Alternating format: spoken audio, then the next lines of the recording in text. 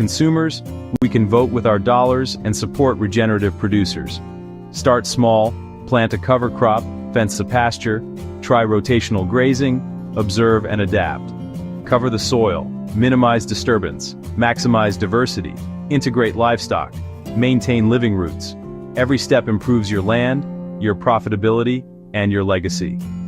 Dead soils come back to life, teeming with worms, fungi, and wildlife. We have the knowledge, tools, and examples. Now we need the will to change. A proper introduction. All right, everyone, how are you doing? Let's have a little chat about something really, really important. It's all about food, my favorite subject, as you know. But we're not just talking about whipping up a lovely bit of grub in 30 minutes. We're talking about something bigger. We're talking about making sure everyone, and I mean everyone, your nan down the road, a kid on the other side of the world, has enough good, proper food to eat. It sounds simple, doesn't it?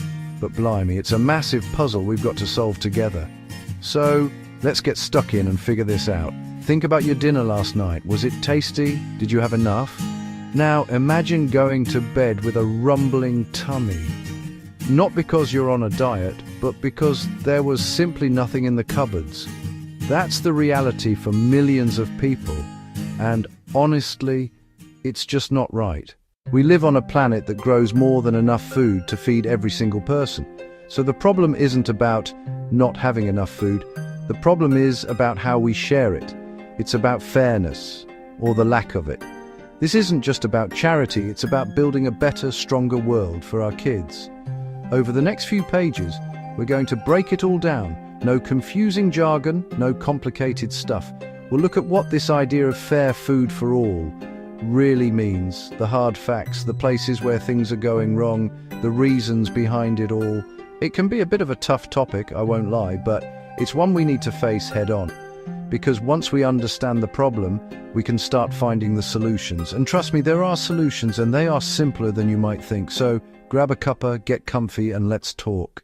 This isn't about making you feel guilty about that extra slice of cake you had. This is about opening our eyes and our hearts.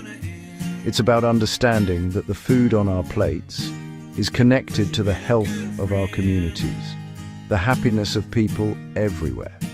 It's about igniting a little spark in all of us to make a change, one small, brilliant step at a time. It's a food revolution, and everyone's invited to the party. Let's do this. So, what's all this chatter about equitable food distribution?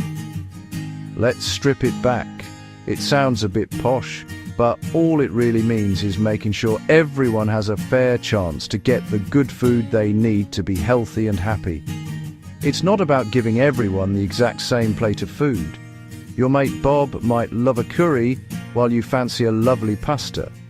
It's about making sure both of you can get fresh, nutritious ingredients, no matter your money or where you live. It's about fairness, simple as that. Imagine a massive, beautiful apple tree, absolutely loaded with juicy red apples. Now, equal distribution would be trying to give every single person 5 apples. But what if one person is a tiny baby who only needs 1, and another is feeding a family of 6 and needs 20? Equitable means looking at what people actually need. The family gets the 20 apples for a gorgeous crumble. The baby gets the 1 they can manage. Everyone gets what they need to thrive. Right, let's get real. This isn't far off. It's on our doorstep and worldwide. Let's talk about food deserts. It's easier to buy a lottery ticket than a fresh lemon. You might travel miles past fast food and snack shops just to find decent fruit and veg. For families with little kids, for older people, that's a massive challenge. It's not fair, is it? Farmers grow global staples, yet get a tiny fraction of the final price. After everyone else takes a cut, they're left struggling to feed their own families. That's bonkers. About 1/3 of food produced is lost or wasted. 1/3 perfectly edible food gets tossed. Supermarkets, restaurants, even our homes, all that energy, water, hard work, into the bin while millions go hungry. A tragedy and a scandal. Nearly 800 million people went to bed hungry last year, more than 10 times the UK's population. At the same time, obesity soars, too much of the wrong food in some places, not enough of the right food in others. The system's out of whack. So why does this happen? A massive part of the puzzle is poverty. It's the big one. When you're struggling with rent, electric, and transport, food is the thing you can cut. People buy the cheapest, most filling foods, not the healthiest. Another reason, how food travels. A massive, complicated business with power in a few global hands. They control from seeds to shelf, and let's be honest, the goal is profit. Crops flow to profit, not always to people in need. It's profit over people. Conflict devastates food. Farmers can't reach fields. Roads blocked, shops destroyed. Food even used as a weapon. In places like Yemen and Sudan, children suffer not for lack of food globally, but because war and politics block it. Climate change brings floods and droughts, wrecking crops and spiking prices. Those who contributed least are hit hardest. A cruel irony. It's broken, and we need to fix it. The current system? A bit of a mess. It's a long chain. At every step, someone needs a margin. Food travels thousands of miles. Farmers get less, we pay more. Perfection standards fuel waste. Wonky but delicious produce gets rejected. Perfectly edible, delicious, nutritious, chucked for looks. We value how food looks, not how it nourishes. Food just appears, so we undervalue it and waste it. When you've watered, watched and harvested your own, you'd never throw it away. Rebuild connection to food and farmers. We rely on a few crops. A disease or bad harvest can shake global supply and prices. We used to eat more varieties, better for our health and the planet. We've prized efficiency over resilience, a gamble we can't afford to lose. Now, the good stuff. Why does this matter? Health. Food is the biggest factor in keeping our bodies working. Access to fresh, nutritious food makes people healthier. It's that simple. More energy, kids do better in school. Less diet-related disease, type 2, diabetes, heart problems, some cancers. Hunger breeds stress and anxiety. It's hard to focus on work, kids, community. A well-fed community is happier, more stable, more productive. Poor diet strains healthcare. We spend billions treating preventable illness. Investing in access saves money. In a world of plenty, no one should go hungry. Ensuring access is a measure of our compassion. Food ties us to the farmer and to the land. Building a fair system builds a kinder, more connected world for our kids and grandkids. It's simply the right thing to do. Right, enough problems. Let's talk solutions we can start in our own communities. We don't have to wait for the big bosses. We can start here. Find unused land in parks, behind schools, vacant lots, and grow fruit and veg together. Fresh food for pennies, exercise, meet neighbors, teach kids where food comes from. Win, win, win. Support food banks with donations or time. Community fridges share surplus, no questions asked. Stop good food going in the bin, get it to people who need it. Build trust and kindness. Support local producers. Fresher, tastier food, money straight to growers, not middlemen. Pick imperfect produce. Every pound you spend is a vote for the food system you want. Start simple classes in community centres and schools. Teach delicious, healthy meals on a budget. When you know how to cook, you have the power to turn simple ingredients into something gorgeous. Skills and confidence transform health and diets. Lovely jubbly. This is how change begins, right where we live. A message to the government. We're doing our bit, but we need you to step up with bold changes. Ensure fair prices for farmers. Stop supermarkets squeezing them. When farmers are paid properly, they invest in food that's good for us and the planet. Tackle food deserts, incentivize stores, support small fresh shops, and make transport affordable, so healthy food is the easy choice. Fund hot, nutritious school meals for every kid. It helps them concentrate and grow. Put food education on the curriculum. Teach cooking and nutrition early. Set clear food waste targets. Make donating surplus easy. Run national campaigns so households waste less. Redirect edible food from landfill to plates. It's common sense, and it's time for action. So, there you have it. It's a big topic, I know, but it boils down to fairness. The current system creates waste, hurts farmers, and leaves millions behind. But we can change it. We have the knowledge, the resources, and the will. This isn't a dream, it's a plan. It starts with us. The food we buy, the meals we cook, the conversations we have. Support a local farmer. Cook from scratch. Waste a little bit less. You are part of the solution. Small actions together become a powerful movement. We are not powerless. We are cooks, parents, neighbors, citizens. Imagine thriving markets, every child cooking at school, farmers respected and paid fairly, and no edible food thrown away. This future is within reach. Healthier, happier, kinder, and more delicious for everyone. Let's start this food revolution in our kitchens and communities. Talk to our politicians. Support the heroes already at work. Teach our kids the joy of real food.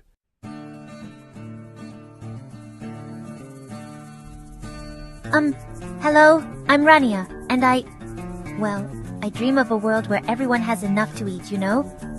But it's not easy. My little farm, it's struggling. Then I heard about something called the Peacism ecosystem. It's like magic. Suddenly, my crops started dancing with life. Smart little creatures appeared, helping me tend the fields. My farm connected with others around the world. Now we're not just growing food, we're growing peace. From my small plot to the whole wide world, we're building a sustainable future together. This is our story, the story of Peacism.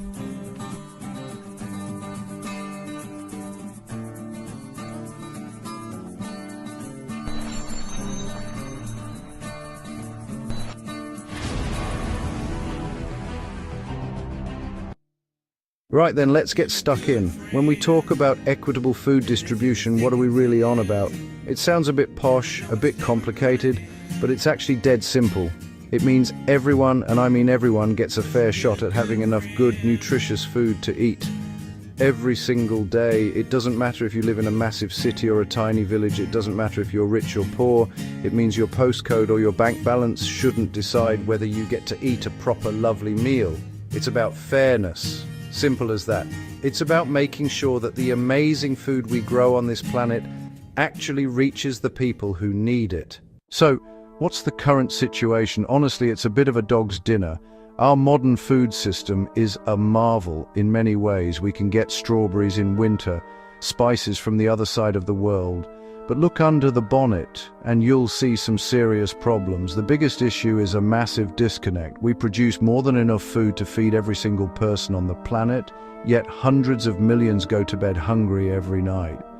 How can that be right? It's completely bonkers. The food is there, but it's not getting to them. The system is broken. Too often, it's designed for profit, not for people. Food travels thousands of miles. The price gets bumped up at every step. This makes it expensive for people on low incomes. Supermarkets might be piled high, but if you can't afford it, it might as well be on the moon. This creates food deserts, fast food joints everywhere, nowhere to buy fresh, affordable fruit and veg. So people are left with unhealthy, processed options, which leads to a whole host of health problems. On top of the hunger, there's the waste. A huge chunk, around a third, never even gets eaten. It gets chucked away, fields, shops, restaurants, even at home. It's upside down. Let's talk numbers for a minute. I promise to keep it simple. The facts are staggering. Globally, we throw away about 1.3 billion tons of food every year. That's a billion with a B. Imagine a massive queue of bin lorries around the earth 7 times. All of that is food that could have been eaten enough to feed around 2 billion people, while over 800 million don't have enough to eat. The maths doesn't add up. It's a moral and logistical catastrophe. Waste happens everywhere, from the farm, from wholesale and shops, to your fridge. Farmers grow more than they can sell, or weather hits. But a lot is cosmetic wonky carrots, blemished tomatoes, perfectly edible, rejected for not looking pretty. Shops overstock to look abundant. Unsold gets binned. Restaurants guess demand. Leftovers go. At home we overbuy, store badly, misread dates, and chuck leftovers. Millions of small wastes add up to a mountain. We use precious land, water, and energy to grow, then more to transport and refrigerate only to throw a massive chunk away while a mother somewhere struggles to feed her child. Heartbreaking. The gap between the haves and the have-nots is never clearer than what's on their plates. For wealthier people, food is about choice, abundance, pleasure, 20 kinds of bread, exotic fruits, organic, gluten-free, vegan, plates piled high, sometimes more than we can eat. We worry about calories and carbs. Too many choices can be the problem. For people living in poverty, food is not about choice, it's about survival. Enough calories to get through the day, fresh fruit, lean protein. Whole grains become unaffordable luxuries. Diets skew to cheap, calorie-dense but nutrient-poor foods. Not from ignorance, it's cost. Cruel paradox, in the same city, some face obesity and type 2 diabetes, others face malnutrition, and you can be overweight and malnourished at the same time. Poor diets from birth affect development, concentration, health, trapping families in poverty. Food shapes your health, opportunities, and future. The rich plate versus poor plate is a major injustice we must fix. Right, enough of the doom and gloom. We know it's a mess, so what's the solution? What does a fairer food future look like? We value food properly and waste as little as possible. Imagine supermarkets with perfectly imperfect sections. Wonky veg sold at a discount. Near sell-by food is routed via simple apps to charities, soup kitchens, food banks, getting to people who need it. Stronger links between farmers and eaters. Food travels less, local networks grow.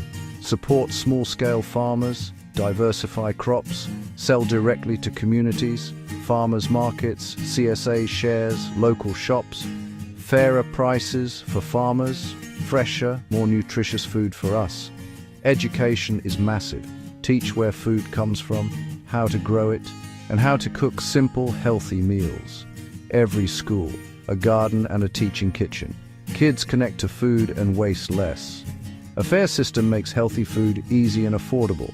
Subsidize fruit and veg, make ultra-processed junk more expensive, ensure community kitchens and gardens, design towns without food deserts, built on community, common sense, respect for farmers, and the food itself. So, you're fired up. Right, what can I actually do?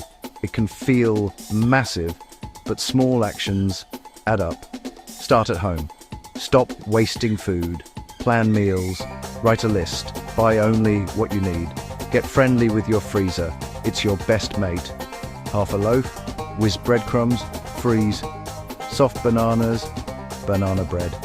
Be curious. Buy local when you can. Farmers markets, farm shops, or look for local labels. Cut food miles. Don't be a food snob. Wonky veg tastes the same. Buying it signals you care about taste and stopping waste. Learn a few basics. You don't have to be a chef. A simple soup, a pasta sauce, a lovely omelette. Cooking gives control, saves money, improves health, and fights waste. Get kids involved. Get your mates round. Make it fun. Use your voice. Talk to friends. Share what you learn. Write to supermarkets about waste and local sourcing. Ask counsellors about tackling food poverty. Our choices and our questions both matter. Don't think small actions don't count. They are the seeds of a food revolution.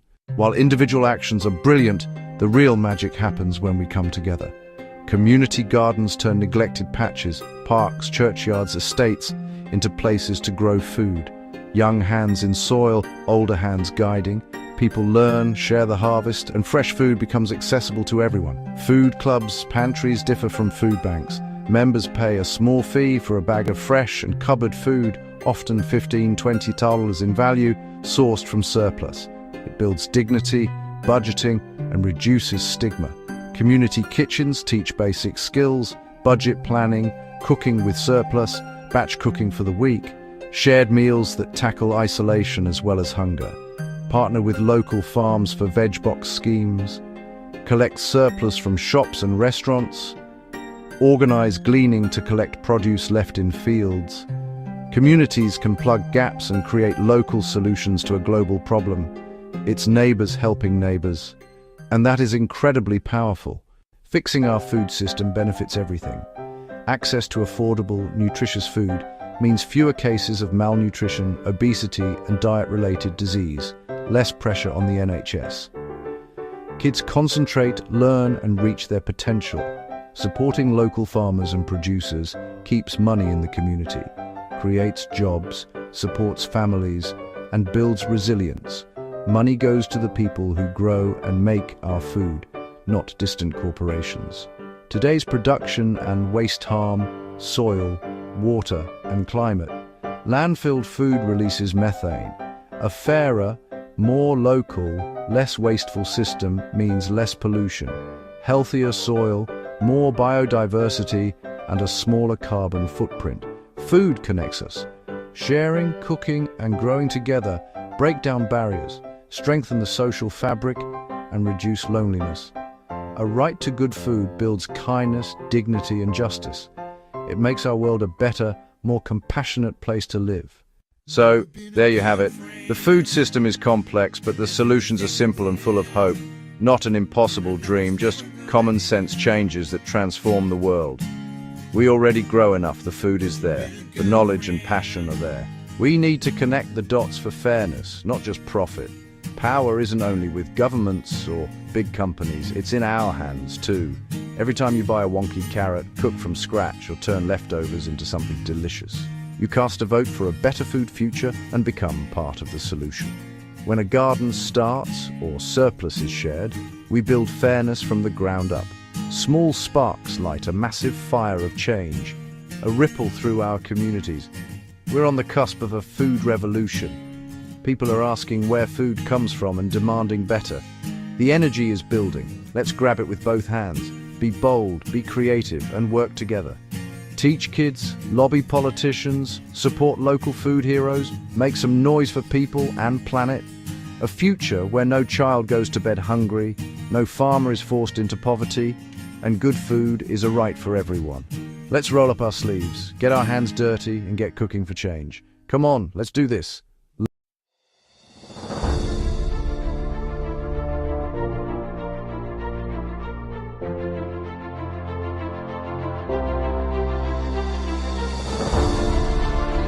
Welcome to the Food Security and Sovereignty Expo Hall, part of the World Peace Products and Services Expo and Conference.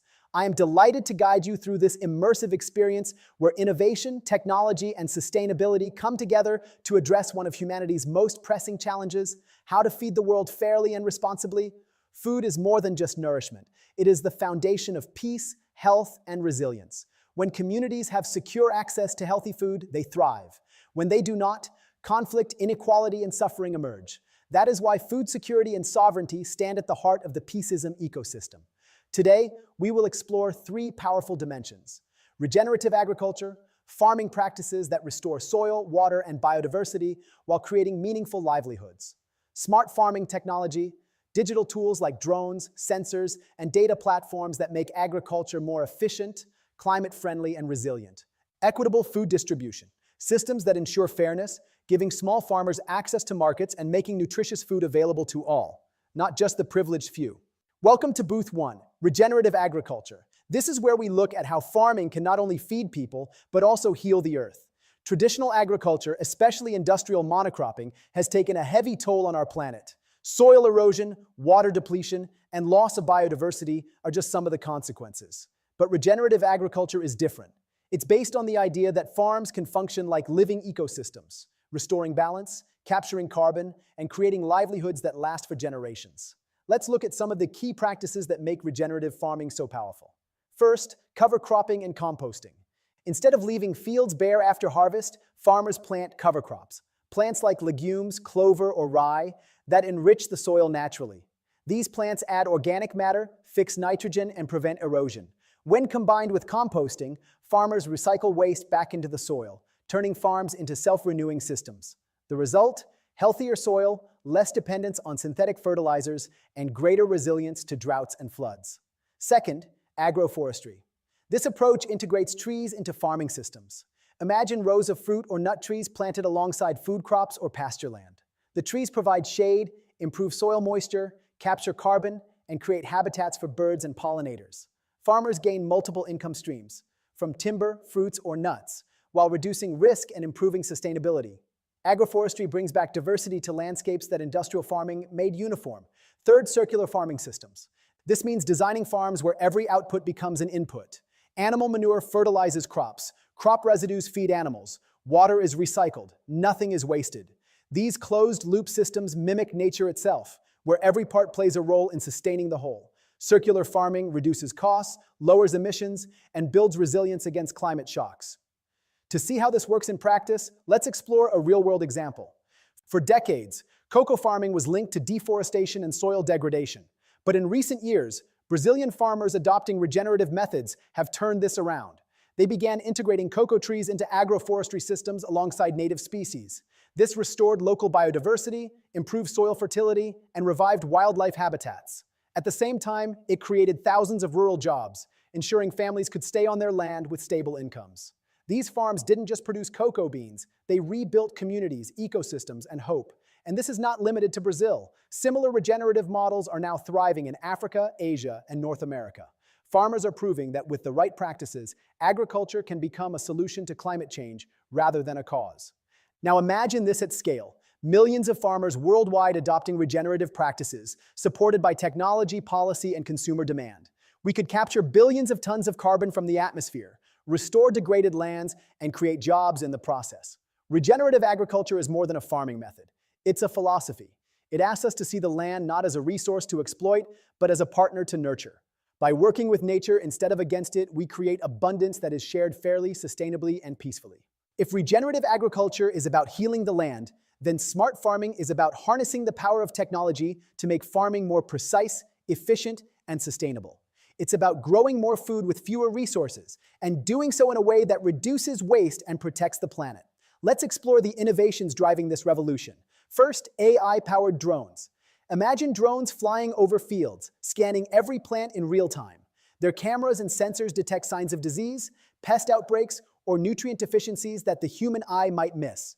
Instead of spraying an entire field with chemicals, drones help farmers target only the plants that need attention. This reduces pesticide use, lowers costs, and protects ecosystems. In some regions, drones even plant seeds or spray natural fertilizers from the air, turning agriculture into a high-tech, sustainable operation. Second, IoT sensors. IoT, or the Internet of Things, is transforming farms into data-driven ecosystems. Small, affordable sensors placed in soil and irrigation systems monitor moisture, temperature, and nutrient levels 24/7. The data is sent to farmers' smartphones or dashboards, allowing them to water crops only when needed and apply fertilizer with pinpoint precision.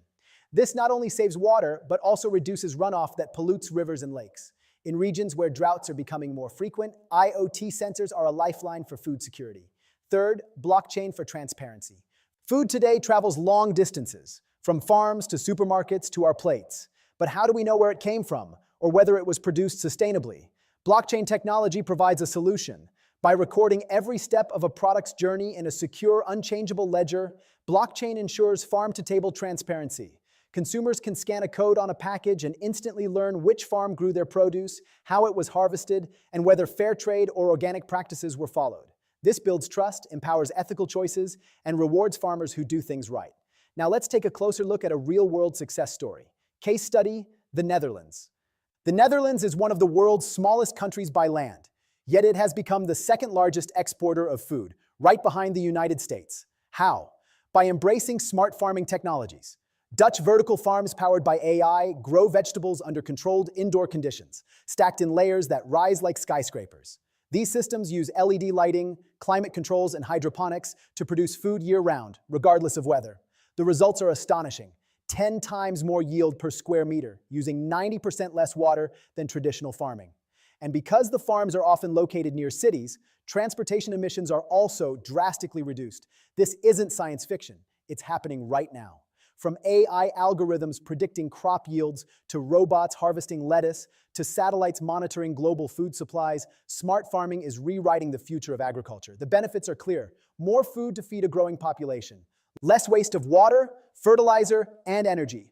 Greater resilience against climate change, supply chain disruptions, and global shocks. But beyond efficiency, smart farming also represents fairness. By giving farmers access to real-time data and tools, it levels the playing field between large-scale agribusinesses and smallholder farmers. With the right technology, even a small family farm can optimize its output, increase income, and join global supply chains. When combined with regenerative practices we saw at Booth 1, smart farming technology becomes a powerful force, restoring ecosystems while scaling food production.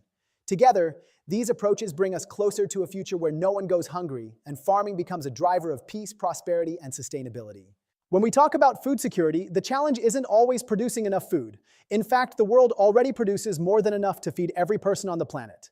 The real problem is fairness in access, ensuring that food gets to the people who need it at the right time and at a fair price.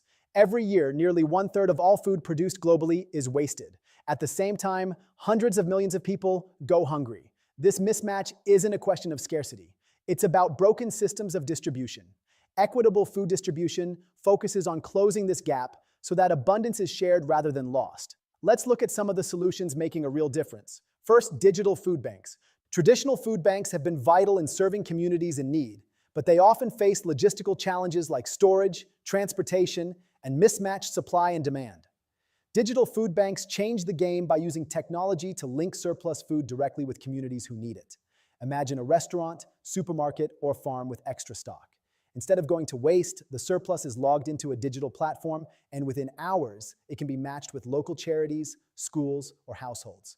This creates a real-time safety net where no food goes unused and no family is left behind. Second, farmer cooperatives. Smallholder farmers, who produce much of the world's food, often face unfair prices from middlemen who take the largest share of profits. Cooperatives give farmers the power of collective bargaining. By pooling resources, sharing equipment, and negotiating together, farmers can connect directly to markets without being exploited.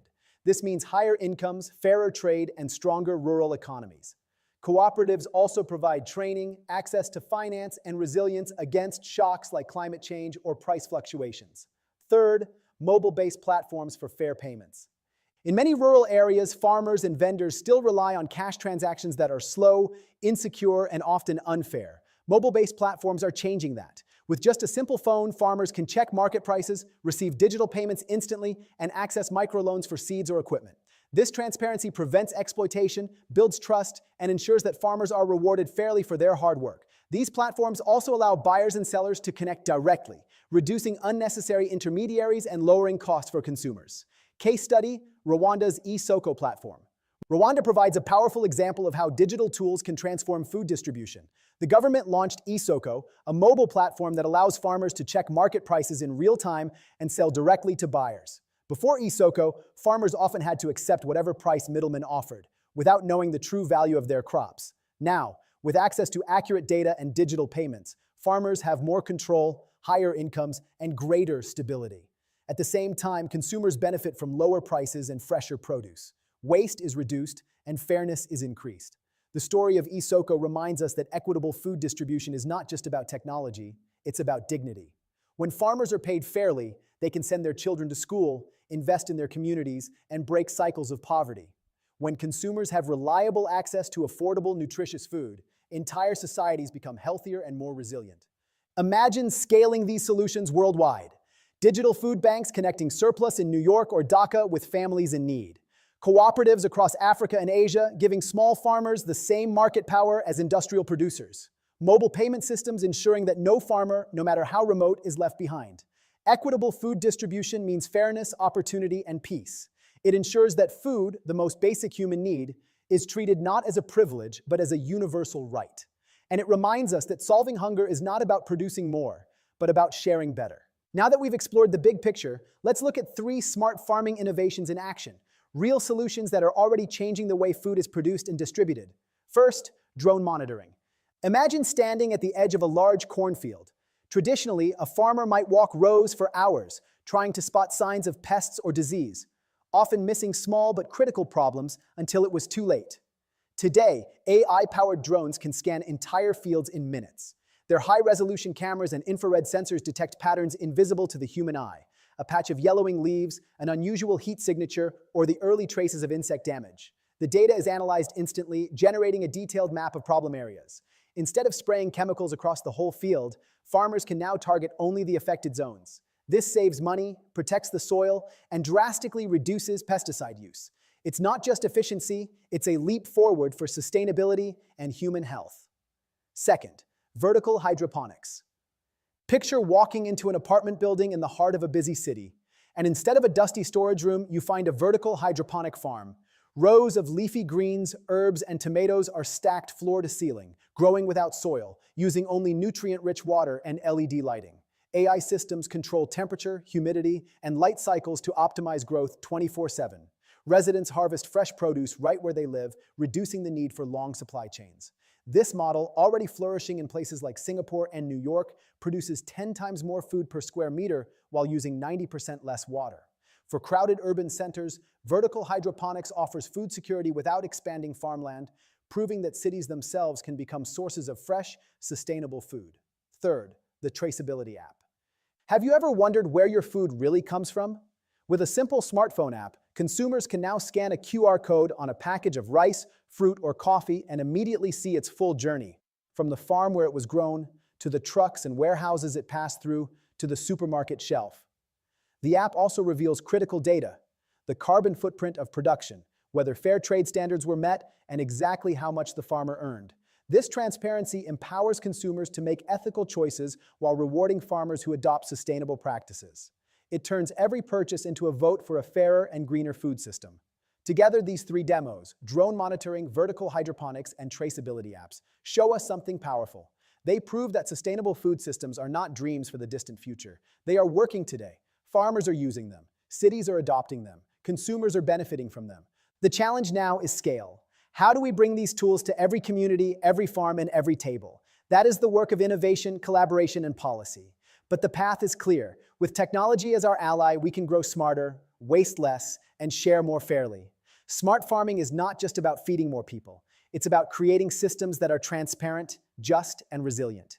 These demos remind us that when we combine innovation with intention, we don't just build better farms, we build a better world. Now let's shift gears and enter networking mode. One of the most exciting features of this expo is the AI-powered matchmaking system. Instead of wandering through a crowded conference hall hoping to meet the right people, here the AI does the work for you, analyzing profiles, interests, and goals to connect you with the people who matter most.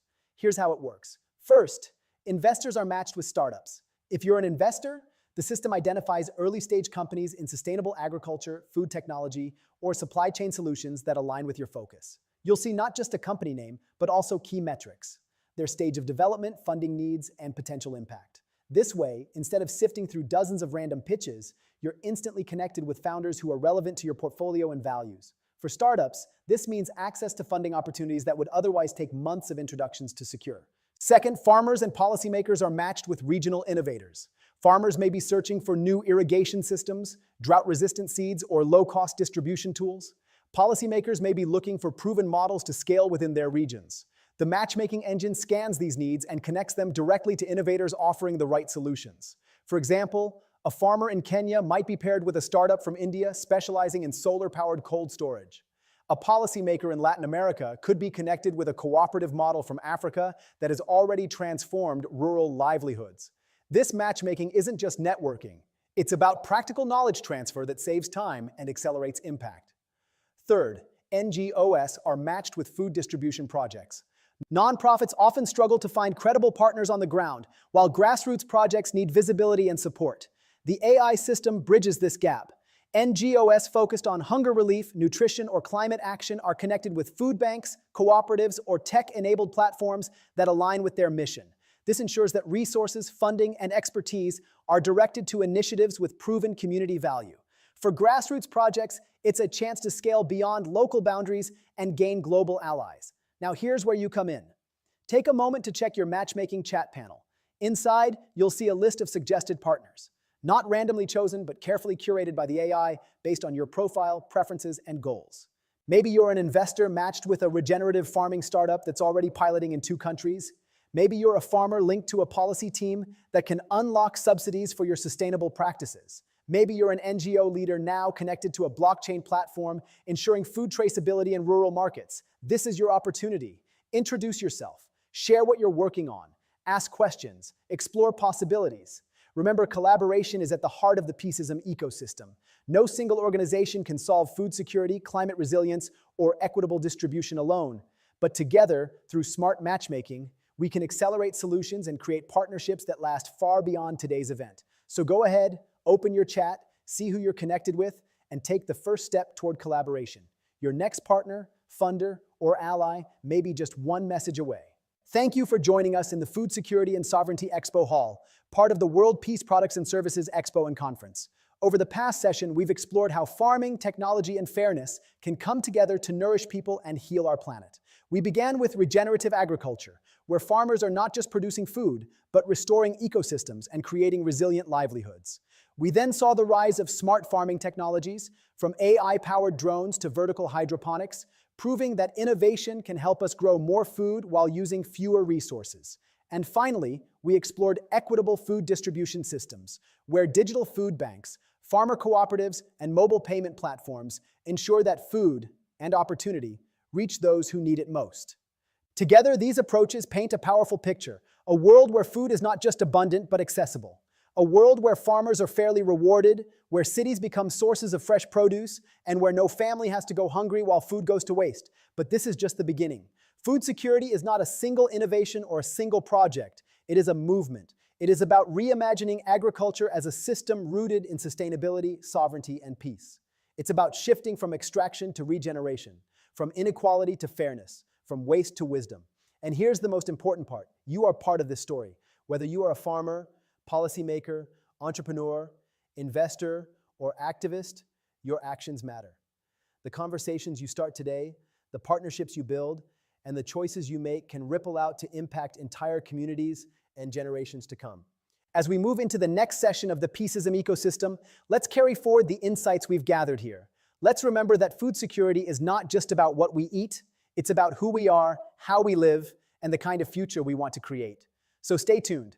In the next hall, we'll continue this journey, exploring another pillar of the Peaceism ecosystem and uncovering more ways to build a world that thrives on collaboration, justice, and sustainability. Thank you once again for being here, for listening, and for believing in the possibility of a food system and a world rooted in peace. Thank you for joining us here in the Food Security and Sovereignty Expo Hall, part of the World Peace Products and Services Expo and Conference. Over this past session, we've taken an extraordinary journey together. We began by stepping into the world of regenerative agriculture, where farming is not simply about producing crops, but about restoring balance to ecosystems, protecting biodiversity, and creating resilient livelihoods for millions of families. We saw how cover crops, composting, and agroforestry transform depleted soil into living, fertile ground, and how circular farming systems turn waste into resources.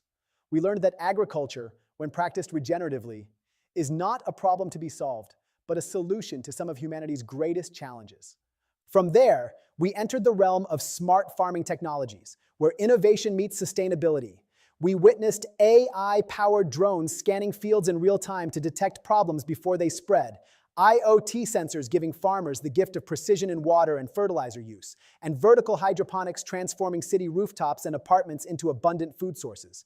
We explored how blockchain can create trust and transparency from farm to table, ensuring that every consumer knows not just what they eat, but the story of who grew it and how.